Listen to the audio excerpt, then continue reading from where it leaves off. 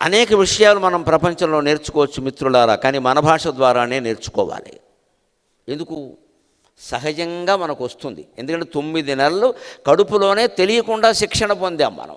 తల్లి మెదడులో మెదడై, రక్తంలో రక్తమై, మాంసంలో మాంసమై, కండరాల్లో కండరమై, 72,000 నాడుల్లో ప్రతి నాడి అయి మనకి తెలుగు భాషను అందించింది ఆవిడ. అప్పుడే నేర్చుకున్నాం. ఇప్పుడు కొత్తగా నేర్చుకునేదేమిటి? ఆ భాషకు అక్షరాలు నేర్చుకుంటున్నావు, ఆ అక్షరాలతో ఏర్పడిన పదాలు నేర్చుకుంటున్నావు, పదాలతో ఏర్పడిన వాక్యాలు నేర్చుకుంటున్నావు, వాక్యానికి అలంకారాలు వద్ది కవిత్వాన్ని నేర్చుకుంటున్నావు. ఇది అంతా ఎక్స్టెన్షన్ ప్రోగ్రాం, విస్తరణ జరుగుతుంది. కానీ విస్తరాకు లోపలే పడింది. కడుపులో ఉన్నప్పుడే విస్తరాకేశారు. ఇదంతా విస్తరణ గురించి ఆనందిస్తాం. మన మూలమేమిటి? అందుకని మాతృభాషలో విద్య అనేది నేను మహారాష్ట్రలో మాట్లాడవలసిన అవసరం లేదు, ఉపయోగం లేదు. ఇవాళ 2 తెలుగు రాష్ట్రాల్లో మాట్లాడవలసిన మాట. కానీ ఇదిగో నా ఎదురుగా ఉన్న మహత్తరమైన యంత్రం కారణంగా ఇది తెల్లారేసరికి 4 రోజుల్లో ప్రపంచమంతా వెళుతుంది కాబట్టి మాట్లాడుతున్నాను. నేను ఖచ్చితంగా వెళుతుంది. మన భాషలోనే నేర్చుకోవాలి. ఎందుకని? ఎగిరి గంతులు వేయు ఎలలేడినడుగుమా ఇంత దూకుడు నీకు నేలననుసు. ఒక అవధానంలో తెలుగు మాధ్యమమే ఎందుకు ఉండాలి, ఇతర మాధ్యమాలు ఎందుకు పనికిరావు, తెలుగు మాధ్యమంలో నేర్చుకుంటే ప్రయోజనం ఏమిటో చెప్పండి అంటే ఆశువుగా చెప్పిన పద్యం ఇది.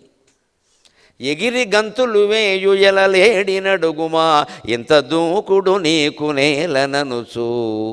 కొమ్మ వీణను మీటు కోకిల నడుగుమా ఎవరో సంగిరి పాట చివురులనుసు. కొమ్మ వీణను మీటు కోకిల నడుగుమా ఎవరో సంగిరి పాట చివురులనుచు. అడుగు జాడలు లేని ఆ పిట్ట నడుగుమా ఏ దారిలో నీవు పోదువనుసు. అడుగు జాడలు లేని ఆ పిట్టనడుగుమా ఏ దారిలో నీవు పోదువనుచు. శిఖరమ్ము వీడ్కొన్న సెలయేటి నడుగుమా క్రిందికే గుట ఏమి అందమనుచు. శిఖరమ్ము వీడ్కొన్న సెలయేటి నడుగుమా క్రిందికే గుట ఏమి అందమనుచు. తల్లి చూపినట్టి దారిలో సాగిన సహజ సిద్ధమౌను జన్మఫలము. తల్లి చూపినట్టి దారిలో సాగిన సహజ సిద్ధమౌను జన్మఫలము. తల్లి భాషలోనే ఎల్ల విద్యలు నేర్వ, తల్లి భాషలోనే ఎల్ల విద్యలు నేర్వ. వంటబట్టు సిరుల నింటబెట్టు. లేడికి 4 కాళ్ళు ఉంటాయి, కానీ విచిత్రం, మీరు దూకేటప్పుడు 4 కాళ్ళు ఒక దగ్గరికి చేర్చి దూకుతుంది. 4 విడిగా పెట్టి దూకదు. అలా దూకితే దూకలేదు. దానికి భగవంతుడు నేర్పాడు ఆ విషయం. ఎక్కడ కోచింగ్ సెంటర్ లేవు. 4 కాళ్ళు దగ్గర పెట్టి దూకుతుంది. లేడు దూకేటప్పుడు కూడా మీరు టీవీలోనైనా చూడండి, అలా విడిగా దూకలేదు. 4 దగ్గర పెట్టి చెంగున దూకడం అంటే అది. అలాగైతే కానీ దూకలేదు. దానికి ఎవరు చెప్పారు? వాళ్ళ అమ్మ చెప్పింది. మనకి మన భాషే చెబుతుంది. మీ అమ్మగారు మీకున్నారు, మా అమ్మగారు మాకున్నారు. మనందరికీ ఉన్న తల్లి, తెలుగు భాష. గంతులేసే లేడికి నీకు ఎవరు నేర్పారు ఈ దూకుడు అంటే, మా అమ్మ నేర్పింది, నాకేం తెలుసు ఉంటుంది. కొమ్మ వీణను మీటు కోకిల నడుగుమా ఎవరు సంగిరి పాట చివురులనుచు. కొమ్మ మీద కూర్చుని కోకిల అద్భుతంగా పాడుతుంది. మామిడి చెట్టు కొమ్మ మీద కూర్చుంటే దానికెంత టేస్టో. ఇంకో చెట్టు మీద కూర్చోదు, అది కూర్చున్నా పాడదాం. మామిడి కొమ్మ మీద కూర్చుని ఈ సీజన్లో ఈ శిశు ఋతువు నుంచి మొదలవుతుంది. ఇంకా ఉగాది నుంచి 4 నెలలు దంచేస్తుంది పాటలేదు. 10 మాసాలు మౌనంగా ఉంటుంది, 2 నెలలు పాట పాడుతుంది కోకిల వసంత ఋతువులో మాత్రమే. గమనించండి, మౌనం వల్ల మాటకి శక్తి పెరుగుతుంది, ధ్యానం వల్ల మాటకి ఆకర్షణ పెరుగుతుంది. మన మాటకి శక్తి పెరగాలంటే మాట్లాడే సమయం తప్పనిసరి సమయంలో మిగిలినప్పుడు అంతా మౌనంగా ఉండాలి. మన మాటకి ఆకర్షణ కూడా పెరిగి 10 మంది మన మాటలు వినాలి అంటే ధ్యానం కూడా చేయాలి, ఏకాంతంగా చేయాలి, అర్ధరాత్రి కూడా లేచి చేయాలి. ఆ మూలంలోకి వెడితే తప్ప ఆకర్షణ శక్తి కలగదు. సమాజానికి అవసరం అని మనం అనుకుంటే, లేదండి నా గొడవేదో నాది అంటే పర్వాలేదు, నీకు ధ్యానం వద్దు, మౌనంగా ఉండు చాలు. అది 10 మందికి ఉపయోగపడాలి. ఈ ధ్యానంతో నేను ఇంత ఆనందంగా ఉన్నాను, వాళ్ళు కూడా ఉండాలి కదా అంటే ధ్యానం చేయాలి. నువ్వు ధ్యానం చేయకుండా నీకు ఆ శక్తి రాదు. అది 10 మందిని వశం చేసుకోలేదు. ఆ వశం చేసుకోవడం మన స్వార్థ ప్రయోజనాల కోసం కాదు, జనం కోసం, జ్ఞానం కోసం. కోకిల 10 నెలలు మౌనంగా ఉంటుంది, 2 నెలలే పాట పాడుతుంది. వసంత ఋతువు, చైత్రమాసం, వైశాఖ మాసం. ఈ 2 నెలలు దాని పాటకున్న విలువ మరే పిట్ట పాటకి లేదండి. ఇంకేం పిట్టలు పాట పాడవా? బోల్డు పిట్టలు ఉన్నాయి. కోకిలకి ఎందుకు వచ్చింది? మాధుర్యం. పోనీ అది తినే ఆహారం ఏమైనా స్వీటా? దీనిళ్ళు బంగారంగాను. చిగురాకులు తింటుంది, ఆకు ముదిరితే తిందో, మామిడి పళ్ళు తిందో, మామిడి పిందెలు తిందో, ఆవకాయ పచ్చడి అసలే తిందో. చిగురాకులు అవి చేదుగా ఉంటాయి. చిగురాకులు మీరు తిని చూడండి, మామిడి చిగుళ్ళు కూడా చేదుగానే ఉంటాయి. చేదు చిగురాకులు తిని తీయగా పాట పాడటం ఏంటండి? సృష్టి విలాసానికి ఇంతకంటే ఏమన్నా ఉదాహరణ కావాలా? గడ్డి తిని ఆవు పాలిస్తోంది, ఆ పాలు తాగిన పాము విషం గక్కుతోంది. మనుషుల స్వభావాలు కూడా అంతే. ఆహారాన్ని బట్టి అన్నీ ఉంటాయనుకోవడం పొరపాటు. భౌతిక విషయాలు ఉంటాయి, మానసిక విషయాలు ఉండవు. నువ్వేం తిన్నా నీ మనస్సు మంచిదైతే అన్నీ మంచి జరుగుతాయి, లోకానికి ఇబ్బంది ఏం లేదు. అంత తిండి మీద అంత రీసెర్చ్ చేయాల్సిన పనేం లేదు, అది అంత ముఖ్యం కాదు. ఏదో జానుడు పొట్ట మీద జరిగిన రీసెర్చ్ 14 బ్రహ్మాండాల మీద జరగలేదు. ఎక్కడ పత్రికల్లో చూసినా ప్రతిరోజు ఆహారం గురించిన వ్యాసం. చచ్చిపోతున్నారు ఎక్కడ. ఎంత తింటారో తెలియదు, ఏం తింటారో తెలియదు ఎక్కడ. అసలు తినేవాడిని తినవట్లేదు. ఏదో కాస్త ఉప్పు కారాలు సరిగ్గా వేసి ఒక కూర పచ్చలో తిని పడుకుంటే అయిపోయింది కదండి. దీనికి ఇన్ని నిబంధనలు అవసరమా? ఇది ఎన్ని కెలోరీలు, అది ఎన్ని కెలోరీలు, ఇది ఇంత బరువు, ఇన్ని లెక్కెట్టుకుంటే మనం తినగలమా? చచ్చూరుకుంటాం ఇక్కడ. 2 ఇడ్లీ పెట్టగానే తింటాం, కానీ ఇడ్లీ ఎంత బరువు, నేనెంత బరువు అని మెషినట్టు చూసుకుని తింటాం. యథో కర్మ. తినేవాడిని తిన్నవరు, పడికి మాట్లాడేవాడిని మాట్లాడినవారు, చదివేవాడిని చదవరు, అన్నీ చెప్పేవాళ్ళు తయారైపోయారు. ఆహారం గురించి అంత భయపెట్టాలా మనుషుల్ని? అంత అవసరమా అది? ఏ ఆహారం తిన్నా నీ మనస్తత్వం ముఖ్యం. ఇక్కడ నీ మనస్తత్వం మార్చే ఆహారం ఉంటే మానై, నీకే తెలిసిపోతుంది అది. ఉప్పు కారం లేకపోతే రుచే ఉండదు. లేదని ఎలా చెప్తారండి? వద్దని, ఎక్కువ వేసుకోవద్దని చెప్పాలి. అసలే వద్దు, తగ్గించేయండి. ఎలాగా? మనం తగ్గించమంటే మొత్తం మానేసే రకం మనం. ఉప్పు ఎక్కువ ఎవడైనా బుద్ధి ఉన్నవాడు ఎవడు ఉప్పు వేసుకోడు, చస్తాడు తినలేక. ఉప్పు కషాయం ఎలా తింటాడో? ఉప్పు ఎక్కువ వేసుకోవద్దని చెప్పక్కర్లేదు ఎవరికి, అసలు వేసుకోరు ఎవరు, అది సాధ్యం కాదు. అంత భయపెట్టక్కర్లేదు జనం గురించి. మన మనస్తత్వం గురించి మనం ఆలోచించాం అసలు. ఆ మనస్సు చాలా ముఖ్యం. అది చేదు తింటోంది, తీయని పాట పాడుతోంది. ఆవు గడ్డి తింటోంది, పాలు ఇస్తోంది. ఆ పాలు తాగిన పాము విషం కక్కుతుంది. ఆ పాలు తాగిన పాము మనిషి మరింత విషం కక్కుతున్నాడు ఇక్కడ సాటి మనిషి మీద. మరి ఈ మనిషికి ఎవడు నేర్పాడు ఇక్కడ? వీడి బుద్ధి కదా. మన కోకిలను అడిగితే నీకు ఈ పాట పాడడానికి వీలైన చివుర్లు ఎవరిచ్చారండి? ఏమో ఆ కొమ్మ మీద ఉన్నాయి, తిన్నా. నన్ను అడుగుతావు, మా అమ్మ తింది నేను తిన్నా, అంతే. తల్లినే చూపిస్తుంది, మా అమ్మ తింది నేను తిన్నా. పిట్ట ఎగురుతుంటే ఫోటోలు తీయడం కాదండి, దాని పక్కన మనం నిలబడి. ఎందుకు ఈ దరిద్రం ఇక్కడ? ఏదైనా ఒక అద్భుత దృశ్యాన్ని ఫోటో తీయాలంటే మనం అందులో ఉండకూడదు. మనం ఉండకపోతేనే ఆ ఫోటో. మనకు పెద్ద జబ్బు ఏమిటంటే మనం ఉండాలి, అన్నీ సర్దుకోవాలి. ఇప్పుడు తీయండి, బాగా రాకపోతే చెప్పండి, ఏంటి తీసేది? యథోమోహం వేసుకుని ఉంచున్నాక ఎప్పుడూ బాగురాదు అది. తాజ్మహల్ పక్కన నీ గాజుమోహం ఎందుకు ఇక్కడ? మనం ఉండాలి. ఇదే అహం, ఇదే అహం. మనం అంగీకరించలేం. ప్రతి దాంట్లో మనం ఉండాలి. మళ్ళీ దీన్ని ఫేస్బుక్లో పెట్టి మేము తాజ్మహల్ చూసాం. నువ్వు ఒక్కడవో చూసావు, షాజహాన్ నీకంటే ముందే చూశాడు. తాజ్మహల్ని తాజ్మహల్లా చూడాలి, సముద్రాన్ని సముద్రంలా చూడాలి. మనం ఎందుకు ఎక్కడ యథోముఖం వేసుకొని? సముద్రమే చూడు. నువ్వు సముద్రం పక్కన నువ్వు నిలబడ్డావంటే ఎట్టి పరిస్థితుల్లో 100 జన్మలు నువ్వు ఫోటో చూసినా నువ్వే కనపడతావు, నీకు సముద్రం కనపడదు మిత్రమా. అనుమానం లేదు ఇక్కడ. ఈ నేను అనేది అంత భయంకరమైన మహాపిశాచ్యం ఇది. దీన్ని వదిలేయాలి మనం. అంటే మనం ఉండకూడదు అక్కడ. నేను ఉండను, ఫోటో తీసుకోలేదు మానే. అప్పుడు ఫోటోలు తీయక్కల. తాజ్మహల్ దగ్గరికి మీరు వెడితే అద్భుతమైన ఫోటోగ్రాఫర్, ప్రొఫెషనల్ ఫోటోగ్రాఫర్ 30 ఫోటోలు తీసి ఆల్బమ్ మీ దగ్గర సిద్ధంగా పెట్టుకుంటాడు. 100 రూపాయలు అమ్మ అంటాడు. వాడిని పోషించినట్టు అవుతుంది, అది తెచ్చుకోవచ్చు. మనకి జబ్బు ఏంటంటే మనం ఉండాలి అందులో. మనకి నచ్చిన వాళ్ళు ఎవరో వాళ్ళే ఉండాలి, నచ్చని వాళ్ళు ఉండకూడదు. ఇవన్నీ ఉన్నాక తాజ్మహల్ ఎందుకు? అప్పుడు ఈ ఫోటో కల్చర్ మొత్తం పోతుందండి. అసలు నువ్వు ఉండడం దేనికి ఎక్కడ? అంటే నువ్వు నేను అనేదాన్ని వదలలేకపోతున్నావు ఇక్కడ. ఆ నేను వదిలేస్తేనే ఆనందం. లేకపోతే పిట్టలను వదిలేసింది, కోకిల వదిలేసింది, లేడి వదిలేసింది, మనం వదిలేయట్లేదు. అవి సహజంగానే జీవిస్తున్నాయి. ఇవి ఏం గొప్పలకు పోలేదు. కోకిల ఊరక కేకలు పాట పాడునే అన్నాను నేను. కోకిల లోకుల మెప్పుకోరునే, కొమ్మ మీద నుండి కూ అని ఆనందంగా కూసే కోకిల ఎవరన్నా వింటున్నారా, రికార్డింగ్ చేస్తున్నారా? ఈ దరిద్రం అంతా దానికి అనవసరం. ఏ కోరిక లేకుండా ఏ పని చేయలేవా? కోరిక లేని జీవితం కంటే గొప్ప జీవితం ఉంటుందా? మా అమ్మవారు సరస్వతీదేవి ఫోటో దగ్గర నిలబడి కోరికలు లేకపోవడంలో ఉండే ఆనందం ఏంటో నాకు అనుభవం అయ్యి ఓ మాట చెప్పుకున్నా. కోరిక లేని జీవితము కోరిన రాదు మహాసరస్వతి, కోరిక లేని జీవితము కోరిన రాదు మహాసరస్వతి, తీరిక ఎక్కడుండును ఉదీరత గీరత భారతీ సతి, సారసపాదయుగ్మ రస సంగతి నింగతి ఎంచు కొల్చుటే కోరిక అయిన వారలకు, తీరిక ఎక్కడుండును కోకిల లోకుల మెప్పుకోరునా.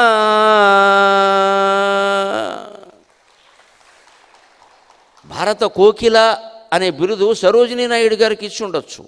ఆంధ్ర కోకిల అనే బిరుదు సుశీల గారికో జానకి గారికో ఇచ్చి ఉండొచ్చు. కానీ చెట్టు మీద జానకి, చెట్టు మీద సుశీల అనే బిరుదు కోకిలకు ఎవరు ఇవ్వలేదు. మరి ఇవ్వాలి కదా. కోకిల కూడా కోరుకుంటుంది కదా బిరుదుల్ని. ఇప్పుడు ఈ కోకిల జానకి కోకిల, సుశీల కోకిల అని ఎవరూ అనలేదు. దానికి అవసరం లేదు, వాళ్ళెవరో అంటుంది అది. కోకిలకి బిరుదు ఇస్తే వాళ్ళెవరు, నాకంటే బాగా పాడతారా అంటుంది అది. అసలు దానికి బాగా పాడుతుందని కూడా తెలియదు, పాడాలనిపిస్తుంది, పాడుతుంది అంతే. Quite natural, live quite natural. సహజంగా జీవించాలి. ఎందుకు ఈ కృత్రిమత్వం? మనం చేసే ప్రతి పని అందరికీ తెలియాలా? లేకపోతే ఆనందం లేదా? కోకిల కోరుకోవట్లేదా? ఇంకా విచిత్రం, పర్వతం నుంచి ఎప్పుడు వాన కురిసినా సెలయేళ్ళు కిందికి దూకుతాయి. కిందికి ఎందుకంటే దూకడం, ప్రతి మనిషి పైకి ఎదగాలనుకుంటాడు కదా. సెలయేరు కూడా పైకి వెళ్ళచ్చు కదా. శిఖరమ్ము విడ్కొన్న సెలయేటి నడుగుమా క్రిందికే గుట ఏమి అందమనుచు. అలసాని పెద్దన గారు మనుచరిత్రలో వర్ణిస్తాడే, ఆ సెలయేళ్ళు హిమాలయ పర్వతం నుంచి కిందికి దూకుతున్నాయట. అటజనికంచ భూమిసురుడు అంబరచుంబి శిరస్సరఝరీ పటల ముహుర్ముహుర్లుటదభంగ తరంగ మృదంగ విస్ఫుట నటనానుకూల పరిపుల్ల కలాపిజాలమున్ కటక శరత్కరేణుకర కంపిత శాలము శీతశైలమున్. హిమాలయ పర్వత శిఖరాల మీద వాన కురిసిందట. అక్కడది ప్రవాహంగా మారింది, అక్కడి నుంచి కిందికి ప్రవహిస్తోంది. ఆ సెలయేళ్ళు కిందికి ప్రవహిస్తుంటే అభంగ తరంగ మృదంగ, అభంగమైన తరంగాలు మృదంగనాదం చేస్తున్నాయట. సరిగ్గా మహానుభావుడు, మహాకవి, ఆంధ్ర కవిత పితామహుడు అభంగ తరంగ మృదంగ అని నేను చెయ్యి 3 సార్లు ఇలా ఊపడానికి వెలుగు బిందుపూర్వక గకారం వాడాడు. అభంగ తరంగ మృదంగ. ఎందుకు? మానవ శరీరంలో 3 వంపులు ఉంటాయి. మెడ దగ్గర ఒక వంపు, నడుము దగ్గర ఒక వంపు, పాదాల దగ్గర ఒక వంపు. జంతువు శరీరంలో 3 ముఖ్య భాగాలు ఉంటాయి: తల, మొండెం, పాదాలు. చెట్టు శరీరంలో 3 ముఖ్య భాగాలు ఉంటాయి: వేళ్ళు, కాండము, కొమ్మలు, ఆ పైన ఫలాలు. వేళ్ళు, కాండం, ఆ పైన కొమ్మలు, రెమ్మలు, ఫలాలు. 3 ముఖ్య భాగాలు. అన్నిటా 3 ఉంటాయి. మనిషిలో ఉండేవి 3 గుణాలు: సత్వరజస్తమో గుణాలు. మనిషికి ఉండేవి 3 అవస్థలు: బాల్యావస్థ, యవ్వనావస్థ, వార్ధక్యావస్థ. ఇంకా రకంగా కూడా 3 అవస్థలు: జాగ్రత్త అవస్థ, స్వప్నావస్థ, సుషుప్తి అవస్థ. ఇన్నింటా 3 ఉండబట్టే మనం అన్నీ 3 సార్లు చేస్తాం. హిందువులో 3 సార్లు ప్రదక్షిణం, 3 సార్లు లెక్క. ముమ్మాటికి చెప్పాం. 3 మర్చిపోక నీకు మూల. ఇంకా ఆశ్చర్యకరమైన విషయం, ప్రపంచ భాషలన్నింటిలో 2 అంకెలు ఒకలాగే ఉంటాయి. ఒకటి 0, రెండోది 3. ఇది ఆశ్చర్యకరమైన విషయం. అమ్మవారి సృష్టి ఈ ప్రపంచమంతా అనడానికి ఈ గణిత శాస్త్రంలో ఉదాహరణ చాలు. అన్ని అంకెలు భిన్నంగా ఉంటాయి. 1, 2, 4, 6, 7, 8 అన్నీ భిన్నంగా ఉంటాయి. మీరు చూసుకోండి. కొన్ని భాషల్లో కలుస్తే కానీ కొన్ని కలవు. కానీ 0 ప్రపంచంలో ఉండే అన్ని భాషల్లో ఒక్కటే. ఎందుకంటే పూర్ణమిదం పూర్ణమదః పూర్ణాత్ పూర్ణముదచ్యతే. పూర్ణ పదార్థం నుంచే ఈ సృష్టి ఏర్పడిందని సృష్టిలో ప్రతి మానవుడి యొక్క భావన. ఎందుకంటే అది సత్యం. అందుకే పూర్ణం. సృష్టి ఎలా ఏర్పడ్డాక ఏమైంది? త్రిగుణాత్మకంగా మారింది. సత్వగుణం, రజోగుణం, తమోగుణం. 4వ గుణం లేదు ఇక్కడ. అందుకే అన్ని భాషల్లోనూ 3 అంకె ఇలాగే ఉంటుంది ఖచ్చితంగా. కొంచెం సాగదీయడం, నొక్కడం ఉన్న ఇలాగే ఉంటుంది అన్ని భాషల్లో. ఇది చాలదా అండి? భగవంతుడు ఉన్నాడు, నిర్మాణం ఒకటే అని చెప్పడానికి భాషలు వేరైనా, మతాలు వేరైనా, కులాలు వేరైనా, ప్రాంతాలు వేరైనా, జాతులు వేరైనా, దేశాలు వేరైనా, ఈ వేరులన్నిటికీ మూలమైన వేరు ఒక్కటే. ఆయనే శ్రీమన్నారాయణమూర్తి, ఆయనే పరమశివుడు, ఆయనే జగదంబ. మూలం ఒక్కటి, వేరు వేరు వేరు అంటాం. వేరులన్నిటికీ వేరు ఒక్కటే. వేరంటే మూలం కదా. చెట్టు కొమ్మలు వేరుగా ఉంటాయి, రెమ్మలు వేరుగా ఉంటాయి, పువ్వులు వేరుగా ఉంటాయి, పువ్వుల్లో మళ్ళీ రంగులు వేరుగా ఉంటాయి, ఆకులు వేరుగా ఉంటాయి. అన్నిటికీ మూలం వేరు ఒకటే. ఆ వేరు ఒకటే అనేది ఎక్కడో ఒకటి కనిపించాలి మనకి. అందుకని 2 అంకెల్లో కనిపిస్తుంది, 0 and 3. ఇది చాలు మన గణిత శాస్త్రం ప్రకారం అగణితమైన భగవతత్వాన్ని తెలుసుకోవచ్చు. అలాగే 3 వంపులు శరీరంలో. అందుకని సెలయేరు కూడా 3 వంపులు, అభంగ, తరంగ, మృదంగ. ఆ వంపులైనా వాచికాభినయం చేయాలి, కవిత్వంలో చెప్పాలి. అందుకని బిందుపూర్వక గకారాన్ని ప్రాసగా వాడి అభంగ, తరంగ, మృదంగ, విస్ఫుట, స్ఫుట అని అక్కడి నుంచి వేరే ఇంక నాట్యం చేశాడు. అక్కడి నుంచి ఏమో నెమళ్ళు వచ్చాయి, అది వేరే విషయం.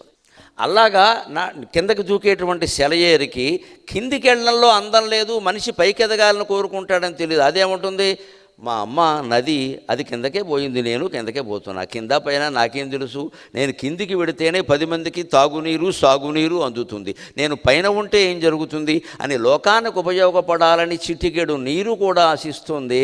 ఇంతలా ఉన్నాం, 70 కేజీలు ఉన్నాం, మనం ఆశించకపోతే ఎలాగండి? మన కోసమేనా బతికేది? మన కోసమేనా? ఆలోచింతురుగా కమేరాలు.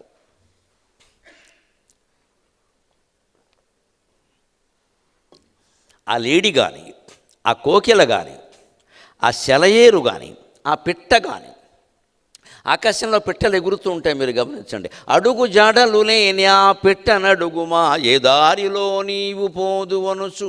ఆ పక్షిని ఏదైనా మనం ఆపి దాని మూతి ముందు మైకెట్టి, నువ్వు ఏ దారిలో పెడతావు? అడుగు జాడలు లేవు కదా, ఫింగర్ ప్రింట్స్, లొకేషన్ మ్యాప్ లేదు కదా, ఎలా పెడతావంటే, మనం లొకేషన్ మ్యాప్ లేకపోతే వెళ్ళగలమా?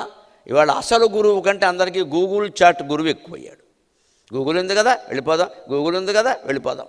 వెనక మీ గురువులు ఎవరంటే సదాశివ సమారంభాం శంకరాచార్య మధ్యమాం అస్మదాచార్య పర్యంతం వందే గురు పరంపరాం. ఇది చెప్పారు. ఇప్పుడు అలా లేదు. గూగుల్ చాట్ సమారంభాం చాట్ జీపీటీ మధ్యమాం, గూగుల్ చాట్ సమారంభాం చాట్ జీపీటీ మధ్యమాం అస్మద్బద్ధక పర్యంతం వందే గురు పరంపరాం. ఇవన్నీ ఎందుకు వచ్చాయంటే మన బద్ధకం కారణంగా.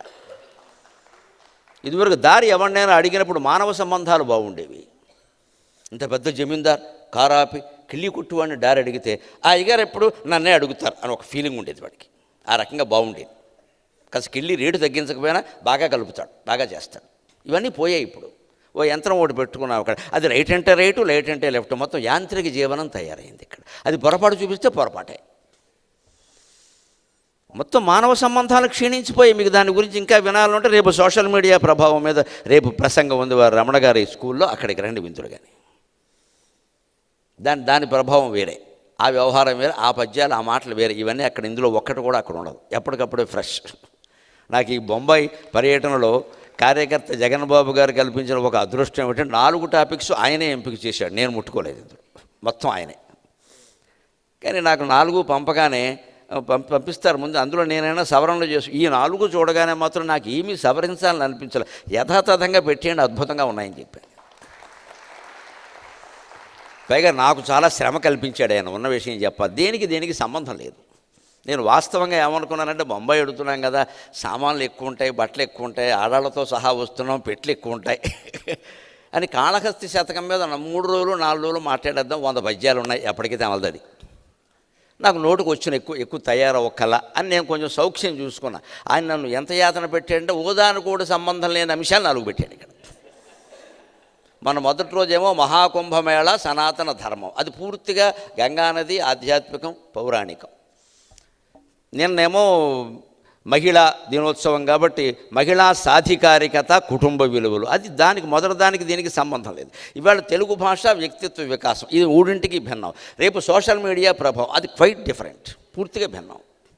అన్నింటికి నేను ప్రత్యేకంగా తయారవ్వాలి. ఒకవేళ వచ్చిన పద్యాలైనా మళ్ళీ చూసుకోవాలి, ఏ వరుసలో చెప్పాలో అనుకోవాలి కదా, అనుకోకుండా ఎలాగా. కానీ ఎప్పుడు ఈ తయారై చెప్పడంలోనే ఆనందం ఉంది. ఇదే ఆనందం అంటే లెక్క. పనిలో ఆనందం పొందాలి, పని ఫలితంలో కాదు ఆనందం పొందడం. నాకు నిన్న సాయంత్రం సభ ఉంది, ఇంటికి వెళ్ళేసరికి 11 అవుతుందని తెలుసు. ఇవాళ పొద్దున్న 10ంటికి సభ అని తెలుసు, అందుకని నిన్ననే మధ్యాహ్నం కూర్చొని నేను 2ంటికి తయారయ్యా, 2 సభలకి తయారయ్యా.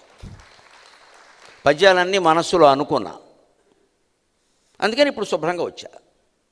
ఇవాళ అంటారా రేపు సాయంత్రం ఉంది, మళ్ళీ నాకు కొంచెం సమయం ఉంది, మధ్యలో ఏదో పర్యటన ఉన్నా కాస్త సమయం ఉంది. నిన్న సమయం లేదు, లేనప్పుడు ఏం చేయాలి, మనం ముందే తయారవ్వాలి.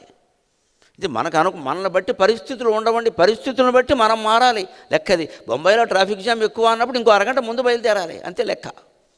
ఇలా అనుకోలేదు అలా అనుకోవాలి. బొంబాయిలో ఉంటున్నావా, బోడపాడులో ఉంటున్నావా, అనుకోవాలి. అనుకోలేదంటారండి, అనుకోలేదంటే బద్ధకం. మంచిది. ఇవాళ గురువులు ఎవరంటే గూగుల్ చాట్ సమారంభం చాట్ జీపీటీ మధ్యమాం అస్మత్ బద్ధక పర్యంతాం వందే గురు పరంపరాం. గూగుల్ వాడు మొదటి గురువు, చాట్ జీపీటీ రెండో గురువు. అసలైన కారణం ఏమిటంటే ఈ గురువుల దగ్గరికి వెళ్ళే కర్మ ఎందుకు వచ్చిందంటే మన బద్ధకం కారణంగా వచ్చింది. హ్యూమన్ ఇంటెలిజెన్స్, మనిషి మెదడును వాడుతున్న విధానం ఏమైపోతుందో దయచేసి ఆలోచించండి. ఇవాళ వేదిక మీద పాట పాడాలంటే ఫోన్ ఎదురుగా పెట్టుకుంటున్నారండి. సంగీత విద్వాంసులు, మంచి గాయకురాళ్ళు హాయిగా పాడగలరు. ఆ పాట వారు అప్పటికే 100 సార్లు పాడారు, అయినా ఫోన్ ఎందుకు పెట్టుకుంటారో నాకు అర్థం కాదు. భయం, మర్చిపోతామేమో. అమ్మవారి మీద పాట ఎలా మర్చిపోతామమ్మా అంటే ఇంట్లో ఎప్పుడూ పాడలేదు, నన్ను మన్నింతురుగాక. ఇంట్లో పాడలేదు, వేదికల మీద పాడారు. నేనేం పెట్టుకోలే, నేను సగర్వంగా చెప్తున్నా. ఈ 3 రోజులు కాదు, ఇంక 30 రోజులు కాదు, 30 ఏళ్ళుగా నేను పుస్తకం పెట్టుకు మాట్లాడిన సభ లేదండి. కాగితం ఉండదు, ఏముండదు, ఇలాగే ఉంటుంది. దానికి నేను తయారవ్వలేదు అనుకో, హాయిగా తయారయ్యాను. అన్ని చిన్న కాగితం మీద నోట్ చేసుకున్నాను, మనసులో పెట్టేశాను. ఎగిరి గంతుల తర్వాత ఏ పద్యం రావాలో ఆ పద్యమే వస్తుంది లెక్క. దాని తర్వాత ఏది రావాలో అదే వస్తుంది. మొత్తం మీద మీరు లెక్కెట్టుకోండి, 10-12 పద్యాలు పూర్తి అవుతాయి ఖచ్చితంగాను.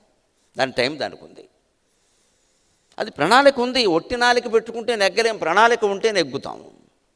ఈ నాలికలు ప్రణాళికలు ఎన్ని ఉన్నా మొహమాటలు లేకుండా చెబుతున్నా. భక్తి ప్రియ, భక్తి గమ్య, భక్తి వశ్య, భయాపక. అమ్మవారి పాదాలు ఆశ్రయించవలసిందే, లేకుండా ఏ కళలో మనం నెగ్గలేం. భగవద్భక్తి ఉండవలసిందే. ఎందుకంటే ఈ తయారయ్యడం వరకే మన పని. ఆ పరిస్థితులన్నీ మన చేతుల్లో లేవు, అవి ఆవిడ చూసుకోవాలి. అమ్మా నా పని నేను చేశాను, ఇక నీ పని నువ్వు చెయ్యి, పర్వాలేదురా నేను చేస్తాను నీకెందుకు అని అద్భుతంగా చేస్తుంది ఆవిడ. మనకి చెప్పి చెయ్యరు. తల్లి మన అడిగి అన్నం పెట్టదు, తల్లికి మిగిలిన వాళ్ళకి తేడా అది. మన అడిగి అన్నం పెట్టదు. అరసి రక్షించడి అంటాడు కాశీఖండంలో గుణరస్ అంటాడు. మా అమ్మ నన్ను అరసి రక్షించేది. అరుణగభస్తి బింబ మొదయద్రిపజన్ బొడతేర గిన్నెలో పెరుగును వంటకంబు వడపిందిజులున్ గుడువంగబెట్టు నిర్భర కరుణాధురీణయగు ప్రాణము ప్రాణము తల్లి ఉన్నదే హరకర ఎవరింక కడుపారసిబెట్టుదురు ఈప్సితాన్నములు. తల్లిదండ్రులు ఇద్దరికీ ద్రోహం చేసి, భార్యకి ద్రోహం చేసి, తండ్రి ఇంట్లోంచి గెంటేస్తే వెర్రివెధవైపోయాక రోడ్ల మీద అన్నం లేకుండా భిక్షకుళ్ళ తిరుగుతూ ఉంటే ఆ భిక్ష కూడా దొరక్క కాశీనగరంలో 3 రోజులు ఉపవాసం ఉన్న గుణనిధి ఏడ్చిన ఏడుపిది అమ్మ గురించి. మా అమ్మ నేను లేవకముందే లేచేది, పెరుగన్నం అట్టి పెట్టేది, మా ఆవిడకాయ బద్ద ఆవకాయ బద్ద బాగుంటుందిరా అందులోని పిండి అంతా ఊర్చేసి తెల్లగా చేసి మళ్ళీ ఎర్రగా కూడా లేకుండా చేసి నాకు అక్కడ పెట్టేది. లేవగానే సద్దన్నం పెట్టేది, ఆవకాయ బద్ద పెట్టేది. ఇలా ఇప్పుడు బయటకు వచ్చి పడ్డాను, తల్లిదండ్రులకు ద్రోహం చేశాను, దుర్వ్యసనాల పాలైపోయాను, భార్యకి ద్రోహం చేశాను, శుద్ధ దుర్వ్యసన పరుడు తాగుబోతైపోయాను, పేకాటగాడైపోయాను. నాకు ఇప్పుడు ఈ నగరంలో తండ్రి ఇంట్లోంచి గెంటేశాడు, ఎవడు పెడతాడు నాకు అన్నం అన్న చోట గుణనిధి ఏమంటారంటే, శ్రీనాథుడు ఆయన చేత ఏమనిపిస్తారంటే కడుప ఆరసి పెట్టుదురు ఇప్సితాన్నములు. అరసి పెట్టడం వేరు, మామూలుగా పెట్టడం వేరు. వారు అన్నం పెట్టండి అంటే పెట్టడం వేరు. ఏమండి ఆకలి అవుతుంది తినరేమిటి, ఎప్పుడు తిన్నారు మీరు అని అడగడం అరసి పెట్టడం. ఇవాళ అలా పెట్టేవాళ్ళు లేరమ్మా. నేను ఇటాలియన్ పెట్టుకుంటున్నా, నీకు చైనీస్ పెట్టమంటావా, ఆర్డర్ పెట్టడం. ఇవాళ ఆలు మొగలు అంటే అన్నం పెట్టేవాళ్ళు కాదు, ఆర్డర్ పెట్టేవాళ్ళు.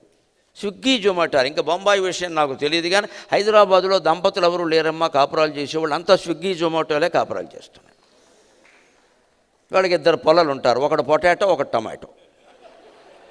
ఆడపిల్లలు టొమాటో, మగపిల్లాడు పొటాటో. కాస్త గట్టిగా ఉంటాడు కదా, అందుకే ఈ కాపురాలు లేవు ఎక్కడ. అన్నీ పొద్దున్న ఓ పొట్లం, సాయంత్రం ఓ పొట్లం, మధ్యాహ్నం అన్ని పొట్లాలే. ఇదంతా ప్లాస్టిక్ కాలుష్యం. ఇంట్లో ఉండేవాళ్ళు లేరు. ఎంత జీతం సరిపోట్ల. నువ్వు వండుకొని తింటే ఇడ్లీ 20 రూపాయలకు వస్తుంది, బయట నేను తెప్పిస్తే 200. పైగా చెత్త 200 నీ కర్మ, చెత్త మా కర్మ అయింది ఇక్కడ. దీనికోసం ఆదాయాలు పెంచుకోవాలి మనం. జీవితాన్ని మొత్తం సంక్లిష్టం చేసుకున్నామా లేదా, సహజ సిద్ధమైనటువంటి జీవితం కోల్పోయాం మనం. చారెట్టేవాళ్ళు లేరు ఇవాళ. అందుకని చెబుతున్నాడు ఇక్కడ, కిందికి వెళ్ళడం ఎందుకు అంటే నేను తాగునీరు సాగునీరు అందిస్తాను కదా అందరికీ, అడుగుజాడలు లేని చోట ఎలా పెడుతున్నాడు, మా అమ్మ వెళ్ళింది కదా పెట్టా, నేను అలాగే పెడుతున్నా. ఒకరు నేర్పేది ఏమిటి? తల్లి చూపినట్టి దారిలో సాగిన సహజ సిద్ధమవును జన్మఫలము. తల్లి చూపించిన దారిలో పెడితే జన్మఫలం సహజంగానే సిద్ధిస్తుంది. తల్లి భాషలోనే ఎల్ల విద్యలు నేర్వ, వంటబట్టు సిరుల నింటబెట్టు. తల్లి భాషలోనే మనం విద్యలు నేర్చుకుంటే అన్నీ మనకి వంట పడతాయి. ఉదాహరణకి భాషలు పద్యాల వరకు అక్కర్లేదండి. జీవితం ఎలా ఉన్నా సరే, ఆర్థికంగా బాగున్నా సరే, దారిద్ర్యంలో ఉన్నా సరే, సుఖంగా గడవడానికి తెలుగు సామెత ఒకటి ఉంది, ఉంటే ఉగాది లేకుంటే శివరాత్రి. ఎంత గొప్ప మాట అండి అది. ఉంటే ఉగాది లేకుంటే శివరాత్రి. ఈ ఒక్క మాట చాలు సాఫ్ట్వేర్ ఉద్యోగస్తులందరూ హాయిగా నిశ్చింతగా బతకడానికి. ఉన్న రోజున ఉగాది అనుకో. ఉగాది ఎప్పుడంటే చైత్రశుద్ధ పాఠ్యము కాదు. నీకెప్పుడు బాగా డబ్బు ఉందో, నువ్వెప్పుడు అన్నీ వండుకుని తినగలవో ఆ రోజే ఉగాది. ఉంటే ఉగాది. ఎందుకని ఉగాది నాడు 6 రుచులు తినాలి. పచ్చడి తినడం కాదు ఇక్కడ, ఇదో సెంటిమెంట్ ప్రవేశించింది ఇక్కడ. పచ్చడి తిన్నాక ఉల్లిపాయలు తినచ్చు, ఉల్లిపాయలు తింటే ఉగాది ఎందుకు పని లేక. పచ్చడి ఎందుకు పెట్టారు అంటే అందులో తీపి కారం, చేదు వగరు, ఉప్పు పులుపు 6 ఉంటాయి. ఈ 6 రుచులు కలిగిన పదార్థాలు నీ పళ్ళెంలో ఉండేలా చూసుకో. అవి చూసుకోవాలి. ఇప్పుడు ప్రకటనలు వస్తున్నాయి, నీ పళ్ళెంలో ప్రోటీన్లు ఉన్నాయా, కార్బోహైడ్రేట్లు ఉన్నాయా, అసలు ఇవన్నీ ఉండే వరకు నువ్వు ఉన్నావా? ఇన్ని కేజీలు లెక్క పెట్టుకొని తింటాడండి. పూర్వం వాళ్ళు అలా చెప్పలా. నీ పళ్ళెంలో తీపి ఉందా, కారం ఉందా, చేదు ఉందా, వగరు ఉందా, ఉప్పు ఉందా, పులుపు ఉందా. 6 రుచులు లేని భోజనం పనికి మాలిన భోజనం, గొడ్లు తినే భోజనం అది. నేను తీపి తినను, నేను కారం తినను, చేదు నాకెక్కదు, దరిద్రగొట్టు జీవితం అంటారు. అన్నీ అలవాటు చేసుకోవాలి. పదార్థంలోనే చేదు మింగలేనివి తల్లి, జీవితంలో చేదు ఎలా మింగుతావమ్మా? బతకద్దా. కాకరకాయ కూర తినడం లేదు అంటే మహత్తరమైన జీవితాన్ని కోల్పోతున్నావు. కాకరకాయ తినాలి, చేదుగా ఉంటుంది, చేదుగానే తినాలి. దాంట్లో కాకరకాయ బెల్లం పెట్టి కూర ఉంటుంది, అది వేరే విషయం. అది దాని రుచి వేరే. కాకరకాయ వేపుడు చేదుగానే ఉంటుంది, తినాలి. ఇంగువ చేదుగానే ఉంటుంది, ఆవాలు చేదుగానే ఉంటాయి, తినాలి. మెంతులు చేదుగానే ఉంటాయి, తినాలి. జీవితంలో ఎన్ని చేదులు భరించాలండి? పరమశివుడు విషాన్ని కంఠంలో పెట్టుకున్నట్టుగా ఎన్నేళ్ళు దుఃఖాలు కంఠంలో పెట్టుకున్న మహానుభావులు మన కళ్ళ ముందు ఉన్నారండి. బయటికి చెప్పకుండా, తమ దుఃఖాన్ని పంచిపెట్టకుండా, తమ సంతోషాన్ని మాత్రమే పంచిపెడుతూ. వాడంతా పరమశివులు కాదా? నువ్వు చేదు మెంగలేవు, సిగ్గులేదు చెప్పడానికి. తినాలి, బలవంతంగానైనా తినాలి. అందుకు ఉగాది 6 రుచులు తినడం అంటే 6 రుచులు కలిపి పచ్చడి చేసుకుని తినడం, అది సెంటిమెంట్. అది పెట్టారు ఊరికే. రోజు నువ్వు తినే భోజనంలో తీపి ఏముంది, కారం ఏముంది, చేదేముంది, వగరేముంది, ఉప్పు ఏముంది, పులుపు ఏముంది. ఉప్పు కారాలు మామూలుగా ఉంటాయి. ఇప్పుడు దరిద్రం అవి కూడా మానేశారు. ఎవరింటికైనా భోజనానికి వెళ్తే ఉప్పు కారం అక్కడ పెట్టండి బాబు, నా బోటికాడ జిహ్వ చేపల్యం నాకు ఇంకా పోలేదు, ఏం చేయమంటావు? అదో చప్పుడు కూడా నేను తినలేను. అందుకని ఇది ఉంటే ఉగాది. నీకు అన్నీ ఉన్నాయనుకో, అన్నీ చేసుకో, అన్ని రకాల పదార్థాలు వేసుకుని ఆ రోజు ఉగాది అనుకో. లేదనుకో ఉపవాసం ఉండు. ఎవరన్నా అడిగితే ఏం దరిద్రం అయిపోయిందంటే జీవితం అంతా తినడానికి మాట్లాడద్దో. ఇవాళ శివరాత్రి అని చెప్పు. శివరాత్రి నాడు అందరూ ఉపవాసం ఉంటారు, శివుడు కూడా ఉంటాడు. ఇవాళ శివరాత్రి ఏమిటండి అంటే మాస శివరాత్రి ఒకటి ఉందిగా మనకి, అది చెప్పి. అది కూడా లేదు. ఇవాళ మహాశివరాత్రి కాదంటే, మహాశివరాత్రి అంటే బహుళ చతుర్దశి కదా, ఇవాళ ఏదో దశమి అంటే అవునా సోమవారం కదా అని చెప్పి కలిసి వస్తుంది. ఏదో ఒకటి. అంతేగాని నాకు అన్నం లేదు అని చెప్పొద్దని చెప్పారమ్మా. ఉంటే ఉగాది లేకుంటే శివరాత్రి అంటే నీ దరిద్రాన్ని నువ్వు బయట పెట్టుకోవద్దు. బయటపడితే పడని. ఎవడి సానుభూతి మనకు అక్కర్లేదు ఇక్కడ. భార్యాభర్త మధ్యలో అవగాహన ఉంటే ఎంత పేదరికాన్నైనా భరించవచ్చు, ఇబ్బంది లేదు ఇక్కడ. ఉంటే మేడలో ఉంటాం లేదా పాకలో ఉంటాం, ఉంటే మంచం వేసుకుంటాం లేదా చాప వేసుకు కూర్చుంటాం, నష్టమేం లేదు ఇక్కడ. దీన్ని బయట పెట్టుకోవలసిన పని లేదు. ఆ బయట పెట్టుకోవద్దని చెప్పడమే వ్యక్తిత్వ వికాసం. ఉంటే ఉగాది లేకుంటే శివరాత్రి, ఒక్కటి చాలండి నిజానికి.